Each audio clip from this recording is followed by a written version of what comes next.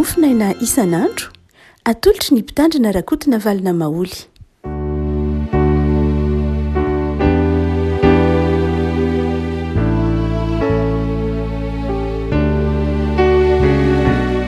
Mpifaliana rehefa no era-banantsika hatratra Alatsinainy fa 30 volana Janoary ity ny Mofonaina voarahatra antsika anio dia ny boky Isaia amin'ny toko 5:20. Isaia toko 5:20 nandininy fa 7:20 ka hatramin'ny andininy fa 2:20. Isaia toko 5:20 andininy fa 7:20 ka hatramin'ny fa 2:20 amin'ny anaran'i Jesosy. Hoy ny Tompo, fa indro izao mahalanitra vaovao sy tany vaovao, ka dia tsy ho tsarovana intsony ny taloha na omby ao an-tsaina akory aza. Fa mifalia kosa sy miravoravo mandrakizay satria mahary zany aho. Fa indro mahary an'i Jerosalema ho fifaliana aho ary ny olony ho firavoravona. Dia ho faly amin'i Jerosalema aho sy ho ravoravo amin'ny oloko ary ny feo mitomany tsy ho re any intsony na ny feo mitaray. Ary na dia ny zaza minono any aza dia tsy ho fohy andro ary tsisy antom-panahy izay tsy nahatapitra ny androny. Fa mbola zatovy ihany izay maty na dia efa 100 taona aza, ary ny mpanota aza dia hatratra 100 taona vao ho zonona. Hanao trano ny olona ka hitoetra ao, ary hanao tany mboroboka ny olona ka hihinana ny vokatra ao aminy. Ray masona manamasinina ny fahamarinana, ny teninao ny fahamarinana. Amen. Tontolo vaovao, fiainana vaovao no ampanantenain'ny tompo-piavana ho an'ny Joda, ho an'ny mpanompony rehefa niverina avy any amin'ny fahababoana izy. Mpanompo moa no ilazan'Andriamanitra azy. Talohan'ny fahababoana dia nataony hoe vahoakako, fa rehefa avy tany amin'ny fahababoana izy dia mandrakariva ny voambolana ampiasainy Isaia mpaminany dia ny hoe ny mpanompon'Andriamanitra. Dia manao zava-baovao any mpanompony Andriamanitra zany. Amin'ity Isaia toko 5:20 andininy fa 7:20 ka hatramin'ny 20 ity. Zava-baovao izay tsy azony saina eritreretina maha olombelona. Ahoana moa maha olombelona no eritreretana ny hoe na dia mizaza minono aza dia tsy ho fohy andro. Ahoana ny iainana an'izany ao anatin'ny fiainany zanak'Israely tamin'ny fotoanandro izay sarotra dia sarotra. Ary lava dia lava moa ty toko 5:20 ity, fa betsaka ny fampanantenana izay omen'ny tompo ny zanak'Israely na ny mpanompony. Izy manao hoe ny feo motomany dia tsy re intsony na ny feo mitaraina na ny mpanota aza dia hahatratra 100 taona vao ho zonona sy ny hafa rehetra. Fanomeza tokon'Andriamanitra nefa izany avako malala.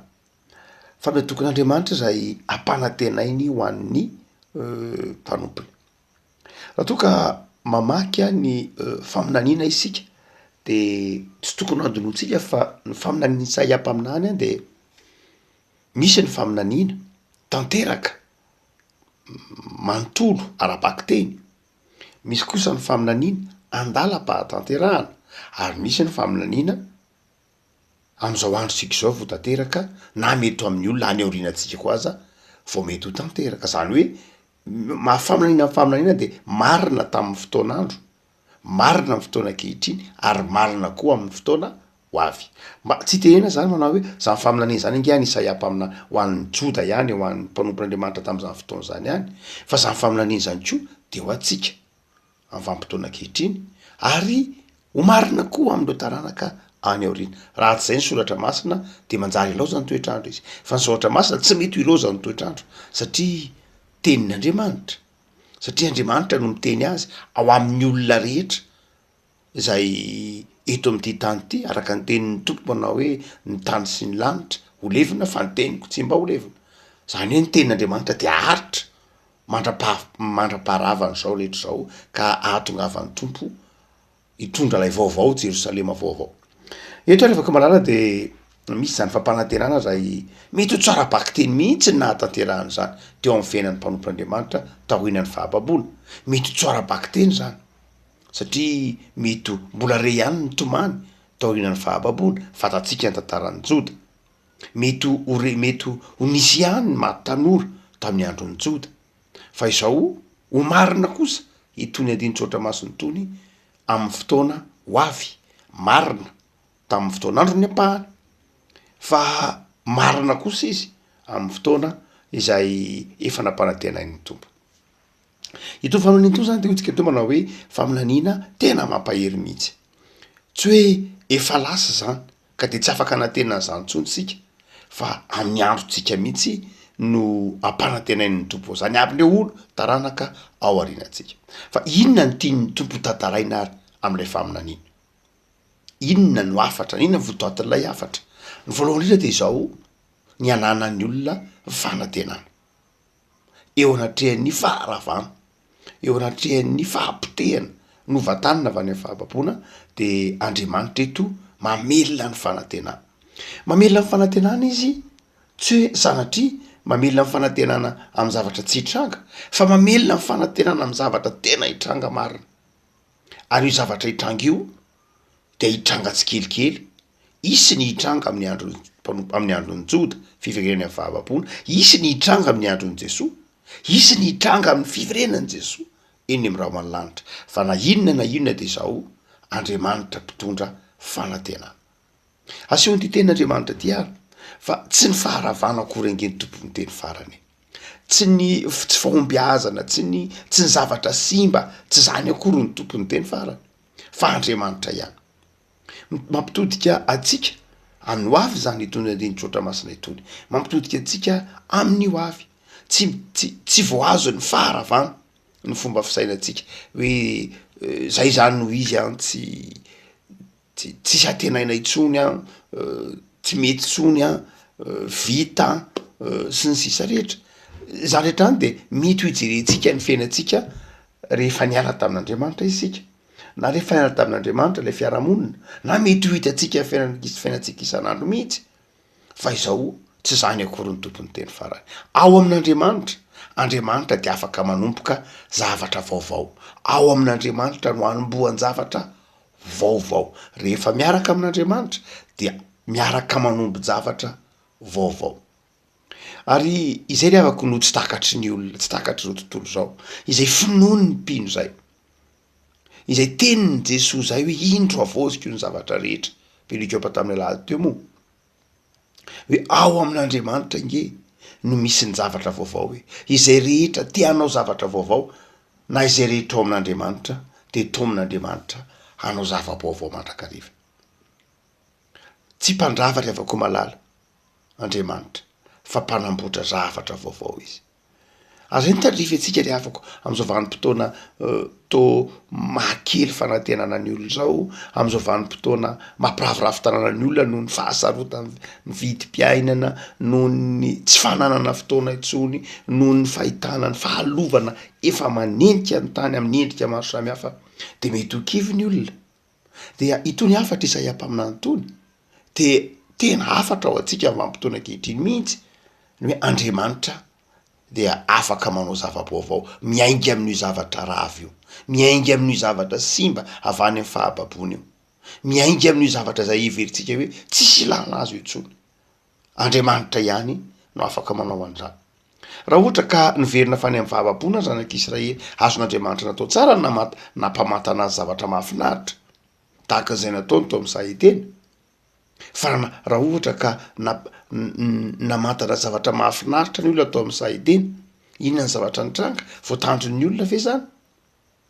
No zany de izao ny tian'Andriamanitra ho ajaintsika le avako manaraka de izao, na inona rehefa miditra tsehatra Andriamanitra de mahary zavatra vaovao izy. Ny olana zany de izao, tsy amin'ilay fahalovana, tsy amin'ilay zavatsarotra, fa ny amin'ny faneken'Andriamanitra hiditra ao anatin'ilay tantara. Ny faneken'Andriamanitra andray anjara hiditra ao anatin'ilay tantara. Ary ina nefa rehefa malala, Andriamanitra ihany malala azy. Andriamanitra ihany mahafantatra hoe amin'ny vanim-potoana ohatra zao no anomboka ilay zava-baovao.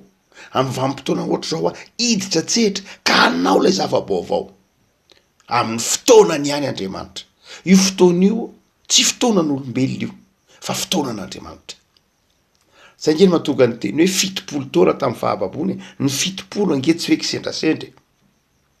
raha tena izy nge raha jerena am'ilay anisala izy de 80 eo na mety mihoatra kely fa la hevitra ilay 70 mihitsy ny tena tiany soatra masina ho takatritsika 7 isa masina 10 fahafenona zany hoe la hoe 70 taona tany amin'ny fahapaboana de zao toy no milaza hoe fotoana feno fotoana naveran'Andriamanitra isaina na anefena ny fireneny anefena ny vahoakany mba hahafahan'Andriamanitra miditra tsehatra indray anao tantara vaovao iara-manoratra tantara vaovao iara-manangana tantara vaovao indray ho an'ny zanak'Israely na ho an'ny mpanompony tsy misy mahasamy hafa ny hoe isa 70 taona ihany koa tamin'ny tany anefitra tany amin'ny efitry ny zanak'Israely mivoaka avy tany amin'ny fahababoana 400 taona tany Egipta 70 taona 90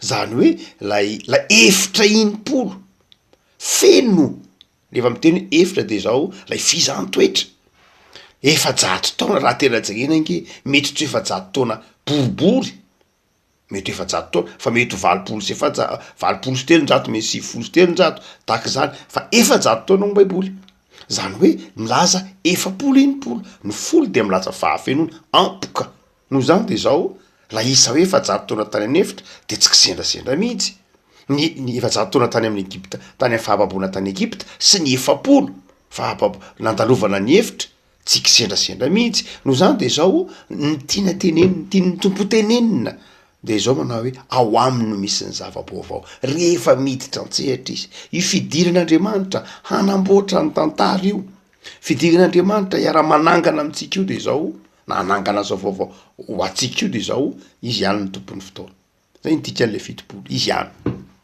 fotoanan'io tsy afaka manery an'Andriamanitra isika tsy afaka manery an'Andriamanitra isika tahaka ny mety ho hitatsika etsero amina karazam-pivavahana maro samihafa hoe mibaiko an'Andriamanitra hoe tongavy ianao Andriamanitra fa anao fahagagan zay amin'ny ora ohatran'izao tongavy ianao Andriamanitra fa mahay zava-mahagaga ianao ka dia amin'ny ora ohatr'izao zay dia anao zava-mahagaga anao fahagagana hanova fiainan'olona hanova tokantranon'olona hanova firenena fa tongavy ianao amin'ny ora ohatr'izao Andriamanitra tsy azo atao an'izany manjary lasa sanatry ny vava itsika indray no mibaiko an'Andriamanitra ekena fa marina ny tenin'ny Jesosy manao hoe angatao zay tianareo fa izao na inona lazaina de zao Andriamanitra mitondra ny tantara raha tsy ny fotoanan'Andriamanitra zay zao tsy tanteraka ny zavatra rehetra ny fitahin'Andriamanitra ny tsiraray ny zavatra hafa mihitsy ny fitahin'Andriamanitra ny ankonana ny fiainany tsiraray na ao anatin'ny fangirifina sy ny fahantrana azy iny zavatra hafa eo amin'ny tantarany tsiraray Andriamanitra afaka manova izany manokana izy amin'ny fotoananao sy amin'ny fotoanan'Andriamanitra fa amina fitsofoan'Andriamanitra ny tantara ao anatin'ny firenena anankiray ny ao anivon'izao tontolo zao de manana ny fotoanany Andriamanitra hitatsika tamin'ny Jesosy nge zany ho Jesosy manao hoe mbola tsy tonga ny fotoanako na hoe tonga lay fotoana tena manana ny fotoanany Andriamanitra zany hoe io atao hoe fionan'Andriamanitra amintsika sy amin'ny tantara io izy ihany manapaka azy fa izao fotsiny tenin'ny tompo ao atsaitsika na inona nandrovantsika de izao ny fanantenana hoe tsy maintsy ho avy zay ary miandra-piavy an'izay fotoan'izay de tsy noana akory ianao tsy mangina akory ianao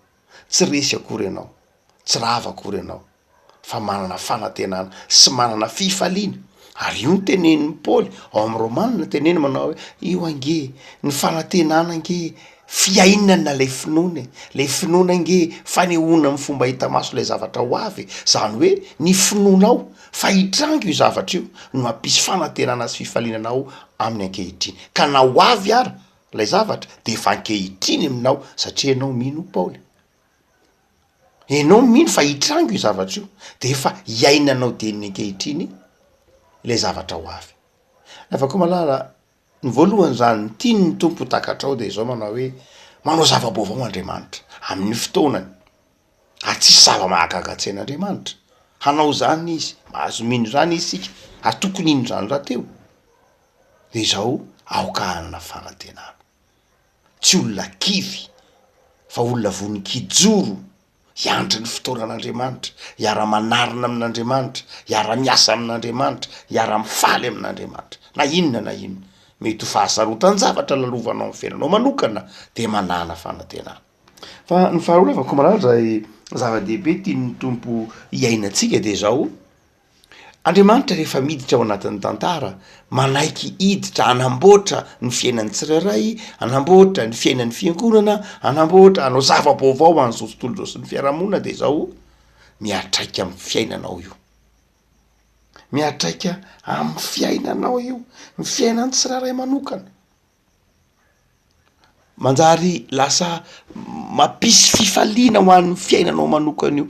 Tsy hoe ho an'ny fiarahamonina manontolo ihany, fa tena miatraika amin'ny toe-pahasalaman'ny tsirairay, miatraika amin'ny fitantanan'ny tsirairay, miatraika hatramin'ny halavan'ny fotoana iainan'ny olona mihitsy aza.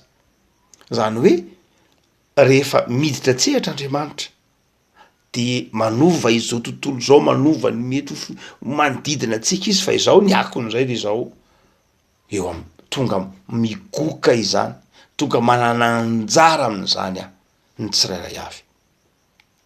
Raha to de so ka tonga taty amin'izao tontolo zao ry avako malala, de zao ny tenin'ny Jaona, toy izao ny tiavan'Andriamanitra izao tontolo zao, nomeny ny zanany natokana mba tsy ho very zay rehetra mino azy, fanana fiainana mandrakizay. Izao tontolo zao nresahan'ny Jaona eo, izany hoe ny tany manontolo zay rehetra eo aminy. Fa izao kosa nefany afaka nigokany zany ny tsirairay avy, nahatonga fanasitranana ho an'ny tsirairay avy, nahatonga fitahina ho an'ny tsirairay avy. Raha mantsy eritreretintsika foana ilay hoe famonjen'Andriamanitra de mandrakariva amin'ny lafiny hoe akapobeny, la hoe zao tontolo zao za ve tompo mba hanana anjara am'zany ve za ve tompo mba inona ny akon'izany amiko. Mampatsiaro a mandrakariva lay tenin'ny Emilson Daniel Andriamalala anatin'ny boky nosoratany, manao hoe io Andriamanitra tokoa moa zany, roman l'izy fa tsy hoe ivany manokana akory fa ao anatin'ilay roman, tsy tsaroky izy iny na fofombadika ilay boky na etraketraka, aza diso etraketraka. Dia zao ny teniny manao hoe zao ange Andriamanitra ve de tena havita andany andro hanovany planiny amiko, za zay bitika kely ty. Firy moa ny olona eritreretin'Andriamanitra eto ambonin'ny tany, firy moa ny olona sain'Andriamanitra manahoana ny fitantanan'Andriamanitra n'izao zavatra rehetra nataon'ny tanany zao, de inona moa za bitika kely ty. De ampy hanovany planina ny ve Andriamanitra no za bitika kely ty. Tsinitsinina ao anatrehany haben'ny zavatra sanin'Andriamanitra. Zava-dehibe ry havako ny fananana fanetretena tak'izany mihitsy, hoe inona moa zay za. Ary na Joba raha ny teny an'izany manao hoe inona moa zay za. Ary Paoly raha mody ny teny mihitsy hoe za zay tsinitsinina, ny dikany teny hoe Paulus bitika, za zay bitika ambany indrindra aza, hoy Paoly amin'ny apôstôly. Zava-dehibe le fanetretena tak'izay, fa nefa sao ry havako malala, zay mahandriamanitra an'Andriamanitra.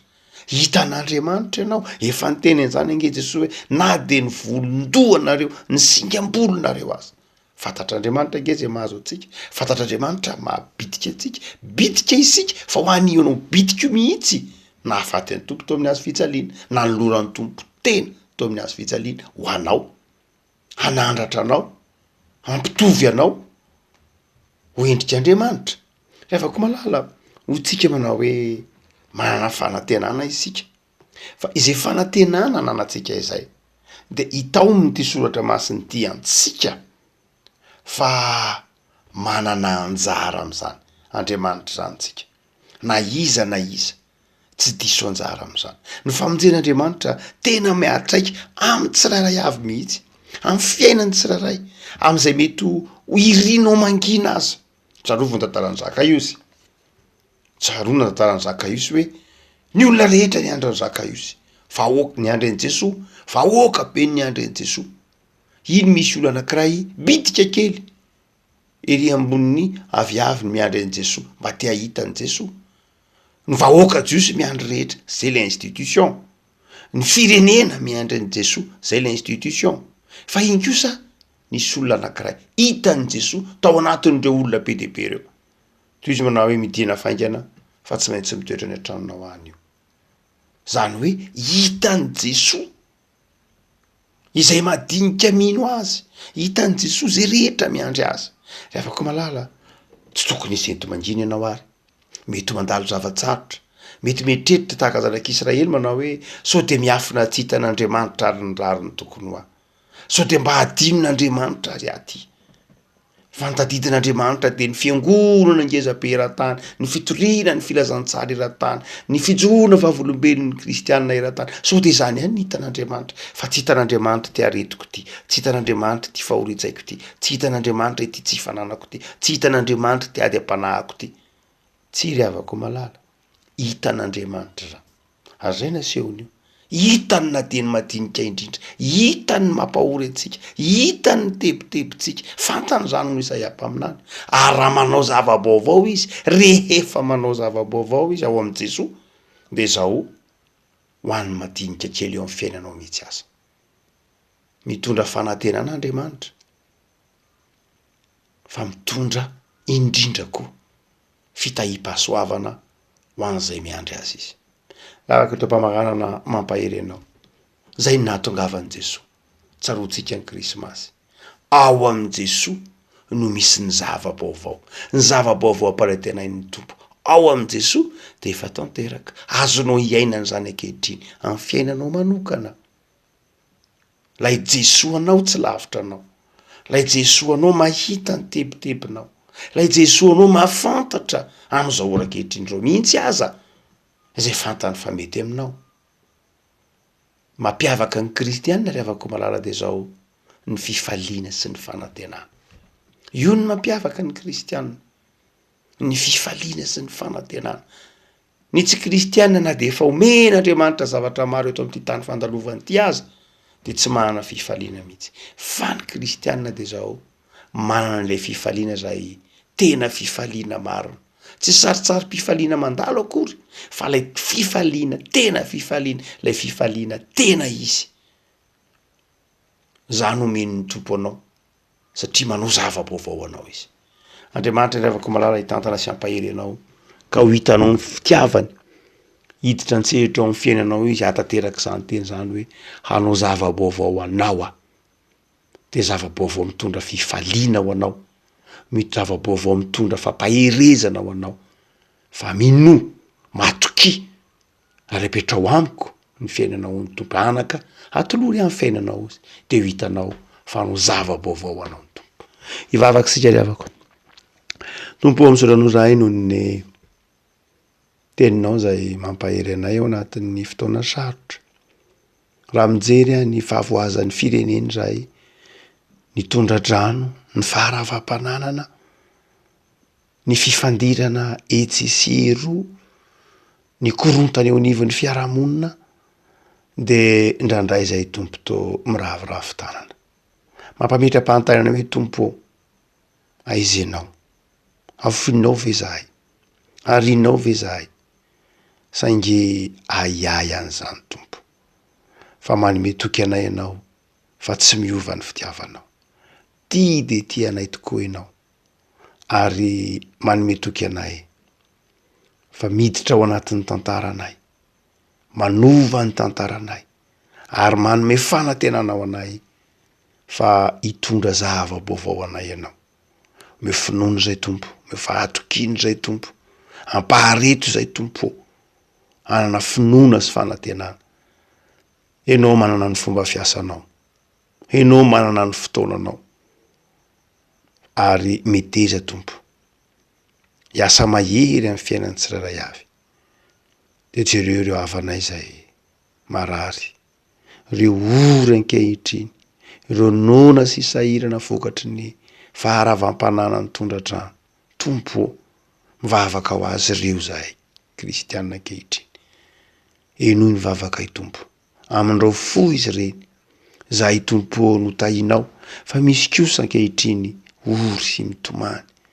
De jerevo amin'ny tanam-pitiavanao izy reny, satria raha iaina aminay, na dia maro aza zahay dia ray ihany, dia atao vita ny tanam-pitiavanao. mivavaka izay tompo ho an'ireo marary, ho an'ny tanoranay, arovy amin'ny fakapanahy izy ireny, jereo ny tanindrazanay, jereo ny malagasy rehetra isam-batan'olona, ampahirizo ny fiangonanao tompo, ho vavolombelon'ny fitiavanao amin'izao vanim-potoana hitakinao fijoroana vavolombelona izao. De mametraka ny fiainanay eo am-pelantananao zahay, ray zanaka fanahy masina. Amen.